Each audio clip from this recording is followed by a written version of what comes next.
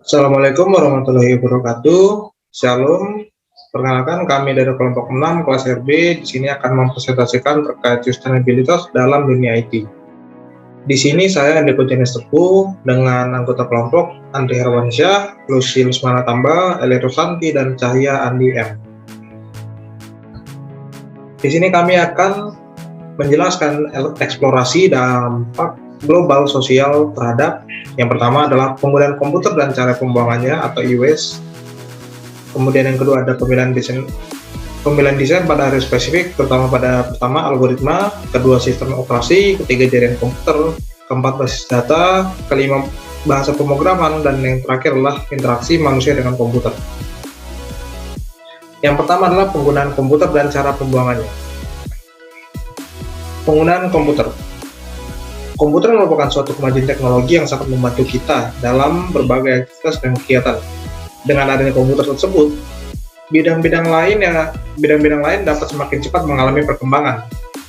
Sebagai contohnya, beberapa bidang berikut mengalami perkembangan dengan cepat dengan adanya komputer, seperti bidang kesehatan, pendidikan, transportasi, dan pemerintahan.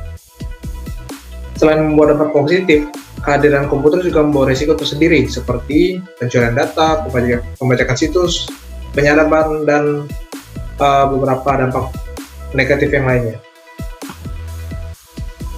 Selain membawa kemajuan, seperti yang telah disebutkan di slide sebelumnya, komputer dan segala perangkatnya juga membawa bahaya bagi keberlangsungan lingkungan sekitar.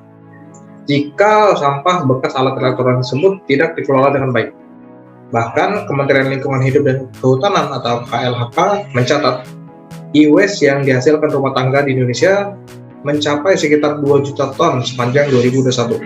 Pengolahan limbah elektronik belum banyak mendapat perhatian, padahal merupakan jenis sampah dengan bahan berbahaya dan sangat beracun. Daur ulang limbah elektronik jika tidak dilakukan dengan baik dapat menyebabkan berbagai penyakit serius seperti kanker, penyakit kulit, hingga cacat dari lahir. Indonesia dapat mencontoh regulasi industri daur ulang limbah elektronik seperti yang ada di Jepang.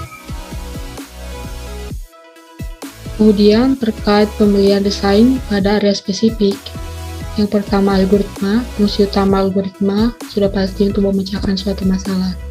Nah, peran suatu algoritma pemrograman dalam aktivitas pembuatan program sangatlah penting, dikarenakan algoritma itu digunakan untuk membantu orang yang melakukan pembuatan program dalam mengkonversikan sebuah permasalahan ke bahasa pemrograman. Nah, ketika kita ingin mendefinisikan algoritma atau memilih suatu algoritma dalam menyelesaikan masalah, kita harus terlebih dahulu mendefinisikan 3 hal utama. Yang pertama itu masalah, yaitu permasalahan yang ingin diselesaikan oleh sebuah algoritma yang kita pilih. Yang kedua itu masukan, yaitu contoh data atau keadaan yang menjadi permasalahannya. Ketiga, keluaran, yaitu bentuk akhir dari data atau keadaan setelah algoritma itu diaplikasikan ke masukan. Keluaran itu sudah pasti adalah hasil ideal yang diinginkan dan dianggap sudah menyelesaikan masalah. Nah, contohnya permasalahannya adalah kita ingin melakukan perjalanan dari kota A ke kota B. Yang jadi keluaran yang kita harapkan adalah rute terpendek yang harus kita lalui untuk melalui perjalanan dari kota A ke kota B. Untuk masukannya berarti adalah data rute atau jarak dari yang bisa ditempuh atau beberapa pilihan rute untuk melakukan perjalanan dari kota A ke kota B. Sebuah algoritma itu dikatakan telah benar jika algoritma tersebut memberikan keluaran yang benar, jika menerima masukan sesuai dengan definisi algoritma tersebut. Dan algoritma tersebut terbukti akan selalu dapat dideterminasi atau berakhir. Yang kedua, sistem operasi. Jadi sistem operasi komputer itu adalah suatu software yang bertugas untuk melakukan kontrol, manajemen hardware, juga menjalankan program aplikasi seperti program pengolahan data.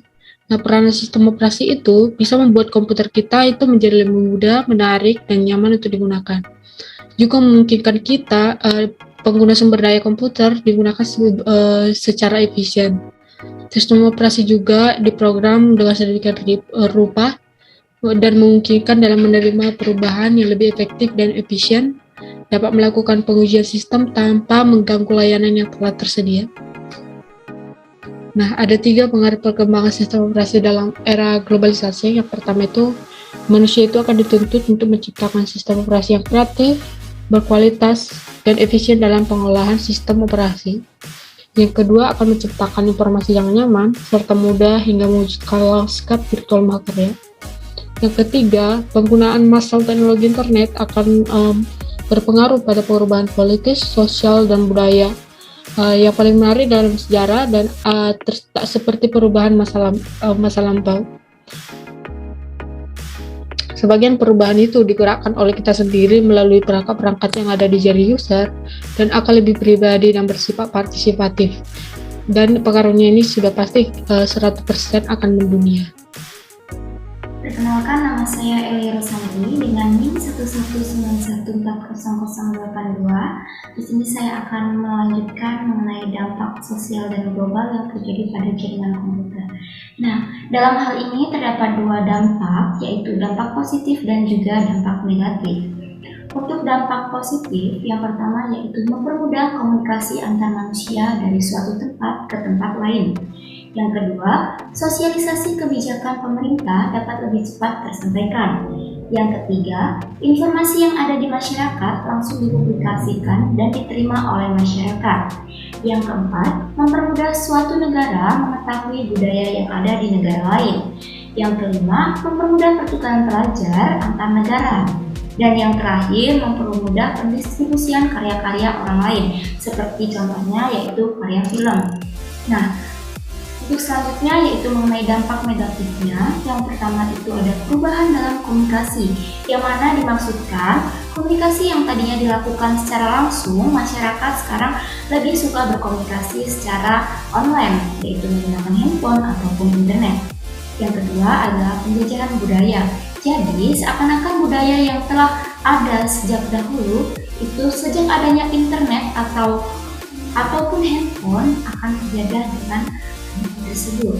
Yang ketiga yaitu moral, yang dimaksudkan pada menurunnya moral ini, masyarakat Indonesia selalu mengalami penurunan moral yang disebabkan oleh situs-situs internet yang negatif. Yang keempat yaitu terciptanya antisosial. Yang kelima, munculnya budaya instan. Yang keenam, komunikasi keluarga menjadi berkurang. Yang ketujuh, budaya tolong-menolong menghilang. Yang kedelapan, gaya pakaian mulai berubah.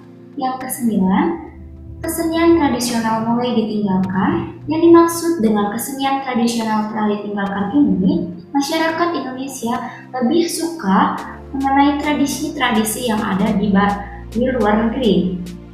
Dan yang terakhir yaitu individualis, yang mana karena adanya internet ataupun teknologi, masyarakat lebih suka berkomunikasi menggunakan teknologi tersebut, sehingga masyarakat menjadi canggung ketika berkumpul. Ketika berkumpul bukannya ngobrol, tetapi main HP sendiri. Mungkin hanya itu yang dapat saya sampaikan. Untuk yang lainnya akan disampaikan oleh rekan saya. Kemudian ada yang keempat, ada basis data. Akhir-akhir ini topik terkait pemanasan global sedang hangat-hangatnya dibicarakan, dan salah satu solusi kecil yang sempat dibahas adalah membersihkan data di media sosial yang tak lagi digunakan, sehingga server dan basis data pusat dapat telah lebih lega gitu. Dan memang nyatanya sekarang kita sedang dikelilingi oleh data yang begitu banyak, sehingga dibutuhkan juga memori yang sangat besar untuk menyimpannya. Basis data sendiri memiliki prinsip utama, yaitu mengatur data dengan tujuan utama, fleksibilitas dan kecepatan data saat pengambilan data kembali. Dan ciri-ciri dari basis data adalah, yang pertama efisien, meliputi kecepatan, ukuran, dan ketepatan. Yang kedua, data dalam jumlah besar. Yang ketiga, berbagi pakai, atau dalam kata lain dipakai bersama-sama, atau shareability. Yang keempat, mengurangi bahkan menghilangkan terjadinya duplikasi dan ketidakkonsistenan data. Dengan demikian, diperlukan algoritma yang lebih baik lagi untuk mengkompres data sehingga penggunaan memori tidak semakin besar, yang dapat membuat pemanasan global semakin parah. Di sini saya akan menjelaskan pada bagian bahasa pemrograman. Jadi bahasa pemrograman atau sering diistilahkan juga dengan bahasa komputer atau bahasa pemrograman komputer adalah instruksi standar untuk memerintah komputer. Bahasa pemrograman ini merupakan suatu himpunan dari aturan sintaks dan semantik yang dipakai untuk mendefinisikan program komputer. Terdapat beberapa manfaat belajar bahasa pemrograman, di antaranya adalah sebagai berikut. Yang pertama, meningkatkan kemampuan berpikir secara logis. Kesalahan logika yang digunakan tentu akan berakibat fatal terhadap produk yang akan dikembangkan. Selain error, tentu produk yang dikembangkan tidak akan sesuai dengan apa yang kita inginkan. Oleh karena itu, belajar logika pemrograman merupakan hal yang wajib agar produk yang dikembangkan tidak mengalami permasalahan-permasalahan dalam pengembangannya.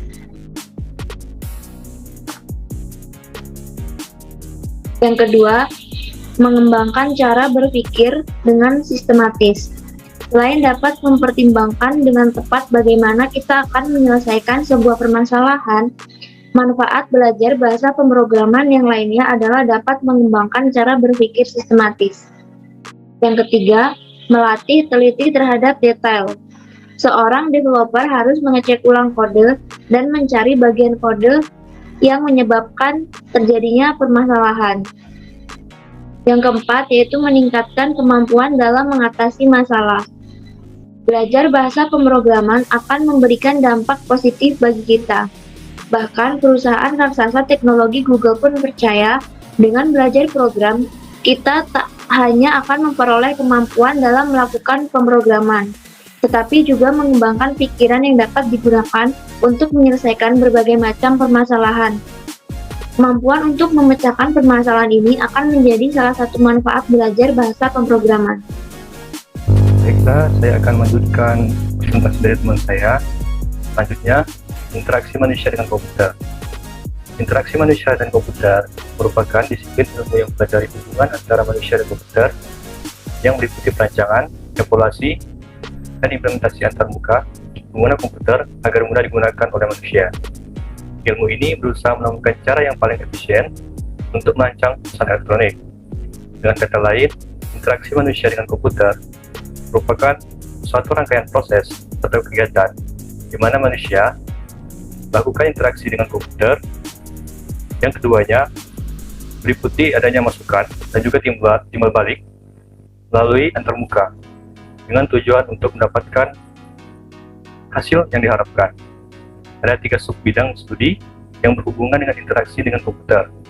Yang pertama, ergonomi, di mana interaksi manusia komputer berkaitan dengan bentuk fisik dari mesin. Yang kedua, faktor manusia, berkaitan dengan masalah-masalah psikologis.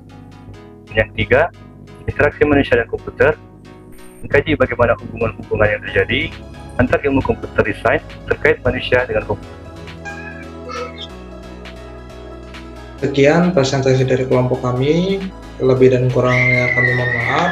Jika ada yang ditanyakan, boleh ditanyakan melalui kolom komentar. Sekian, wassalamualaikum warahmatullahi wabarakatuh.